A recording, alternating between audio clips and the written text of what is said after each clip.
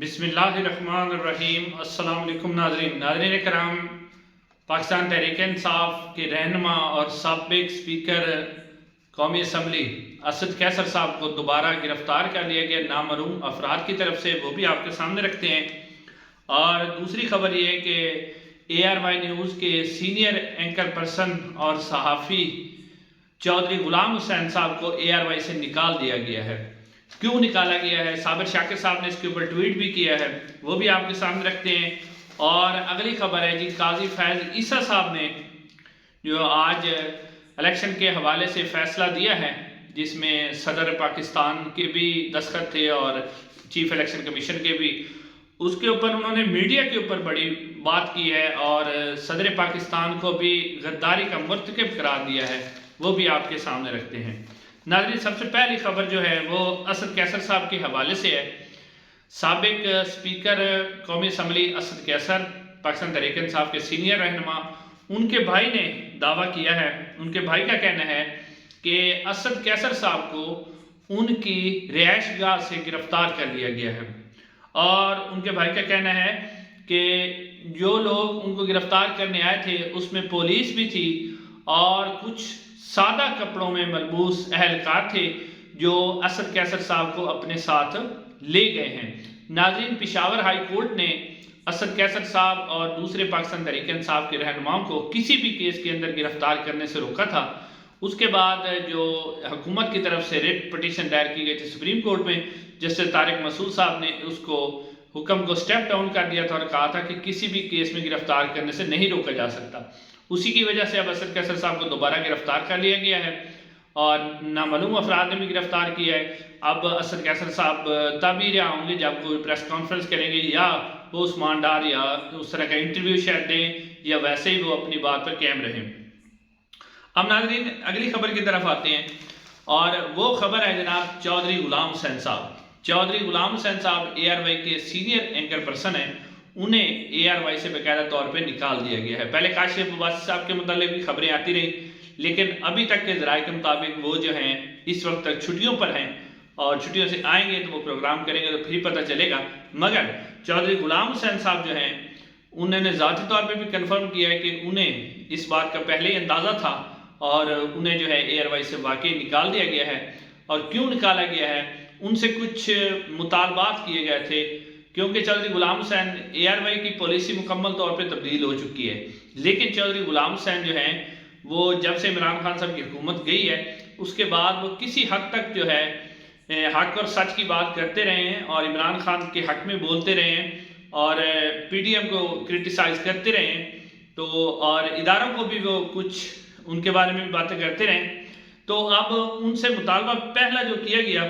وہ یہ کیا گیا کہ آپ کو جو کچھ کہا جائے گا، یعنی جیسے دوسرے میڈیا کو لکھ کر خبریں دی جاتی ہیں کہ آپ یہ والی خبریں چلائیں اور یہ بیانیاں چلائیں اور یہ والا بیانیاں نہ چلائیں، تو چودھری غلام حسین صاحب سے پہلا مطالبہ یہی کیا گیا کہ آپ کو جو کچھ کہا جائے گا آپ وہی بولیں گے اور جس چیز سے آپ کو روکا جائے گا وہ آپ نہیں بولیں گے، اور اپنی طرف سے آپ کوئی نہ تو خبر دیں گے، نہ کوئی انالیسس کریں گے اور نہ ہی کوئی تجزیہ کریں گے اور نہ ہی کسی قسم کی خبر دیں گے، جو ہم کہیں گے وہی آپ کریں گے۔ اگلی بات ان سے کہی گئی کہ نواز شریف صاحب پر بالکل آپ نے تنقید نہیں کرنی، نواز شریف صاحب پر تنقید نہیں کرنی، اور ساتھ ساتھ یہ بھی کہا گیا کہ نواز شریف کو آئندہ کے لیے ایک مسیحا اور پاکستان کا نجات دہندہ اور پاکستان کا نیلسن منڈیلا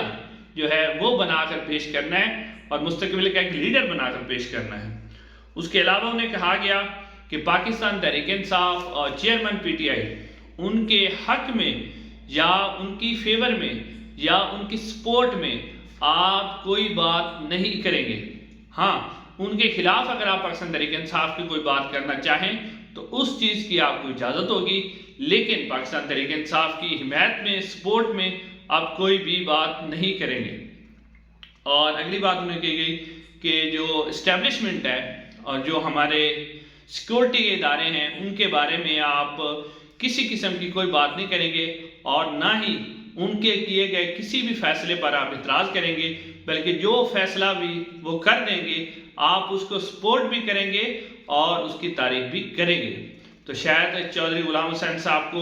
یہ جتنے بھی مطالبات تھے وہ منظور نہیں تھے، اس لیے انہوں نے مناسب سمجھا کہ میں اے آر وائی چھوڑ دیتا ہوں۔ اب یہ کنفرم نیوز ہے کہ اے آر وائی سے چودھری غلام حسین جو کہ سینئر صحافی بزرگ، پہلے بھی ان کے اوپر ایک مقدمہ ہوا ہے، اب ان کو نکال دیا گیا ہے۔ آپ ناظرین آتے ہیں آخر میں، قاضی فیاض عیسیٰ صاحب نے آج جو الیکشن کے حوالے سے 8 فروری کو الیکشن ہونے، اس حوالے سے جو انہوں نے فیصلہ تحریر کیا، ایک تو آپ یہ دیکھیں کہ قاضی فیاض عیسیٰ صاحب نے یہ واضح طور پہ کہا کہ الیکشن 8 فروری کو ہی ہوں گے،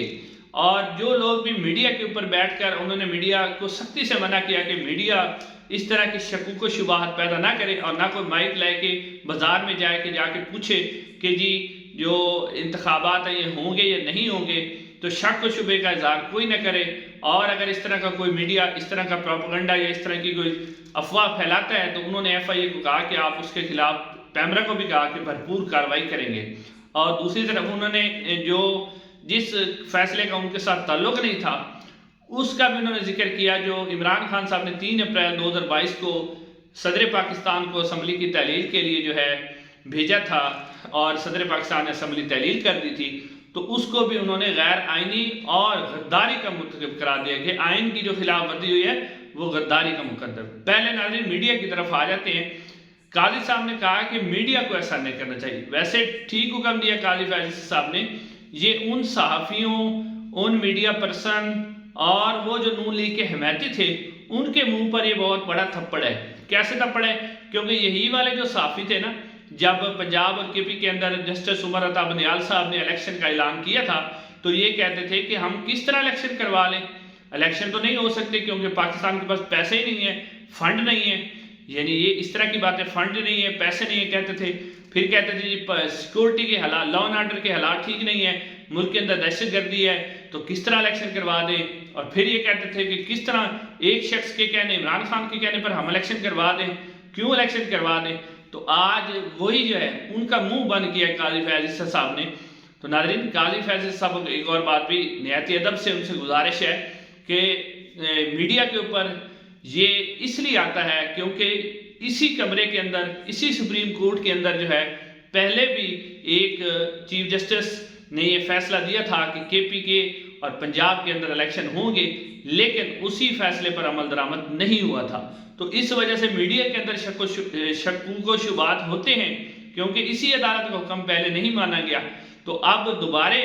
اگر حکم نہیں مانا جاتا تو میڈیا تو اس کے اوپر آواز اٹھاتا ہے، میڈیا تو کہتا ہے کہ الیکشن ہونے چاہیے، کسی میڈیا نے کہا نہیں الیکشن نہیں ہونے چاہیے۔ تو بجائے اس کے کہ آپ اس پر پابندی لگائیں۔ اور جو اگلی بات انہوں نے کی کہ صدر پاکستان نے غیر آئینی اقدام کیا تھا۔ ناظرین صدر پاکستان نے غیر آئینی اقدام کیا تھا تو کیا ہوگا، چلو قاضی فیاض صاحب نے ٹھیک کہا ہے، مگر جن لوگوں نے پنجاب اور کے پی کے اندر الیکشن نہیں کروائے اور نہ ہی انہوں نے اس کی بات کی کہ جو چیف الیکشن کمیشن سکندر سلطان راجہ صاحب ہیں اور وہ پی ڈی ایم کی وہ حکومت جنہوں نے پچھلے 16 مہینے کے درمیان سپریم کورٹ کے حکم کو بھی پس سے پش ڈال دیا اور وہ یہی کہتے رہے کہ جی اختیار ہی نہیں ہے صدر پاکستان کو تاریخ دینے کا، اور کے پی کے اور پنجاب کے اندر الیکشن انہوں نے نہیں کروائے، تو یہ بھی تو غیر آئینی تھا، اس کے خلاف کارروائی کون کرے گا؟ یہاں بھی تو آئین سے ٹکراؤ کیا گیا، آئین کو معطل کیا گیا، بنیادی طور پر آئین کو ختم کیا گیا، آئین کا قتل عام کیا گیا۔ اور سکندر سلطان راجہ صاحب نے جو 16 مہینے کے دوران صرف ایک ہی رٹ لگائی کہ جی صدر پاکستان کے پاس اختیار ہی نہیں ہے، مگر آج جو ہے وہی سکندر سلطان راجہ صاحب صدر کے پاس جاتے ہیں اور وہاں جا کے جو ہے وہ الیکشن کی ڈیٹ جو ہے وہ فائنل کرتے ہیں۔ تو ان کی جو غیر آئینی اقدامات ہیں، چیف الیکشن کمیشن کے جو اقدامات ہیں، ان کے جو سپورٹر ہیں چیف الیکشن کمیشن کے، جن کے بعد میں انہوں نے جو غیر آئینی اقدامات کیے، اس کے اوپر بھی چیف جسٹس آف پاکستان غداری کا کیوں انہوں نے فتویٰ نہیں دیا، صرف ایک RF عربی پر دیا۔ ناظرین آج کے لیے اتنا ہی، چینل کو ضرور سبسکرائب کیجئے گا، انشاءاللہ اگر ویڈیو ملاقات ہوگی۔ السلام علیکم۔